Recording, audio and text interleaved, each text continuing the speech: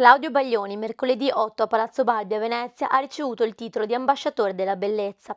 L'evento ha segnato il conto alla rovescia dell'atteso doppio concerto live Grand Tour La Vita Adesso, che il cantautore terrà per la prima volta in Piazza San Marco nelle serate del 29 e 30 giugno, nell'ambito del Festival della Bellezza.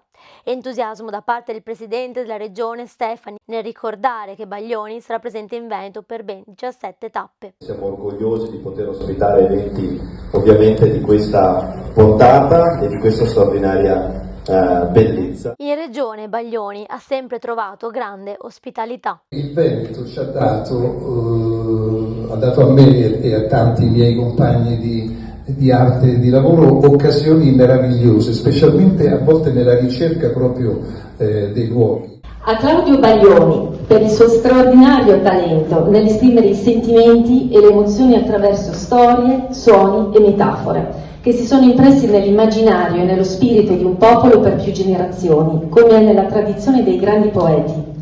E nell'anno in cui il tema del Festival della Bellezza è il simbolico, l'ideale ambasciatore della bellezza è il poeta.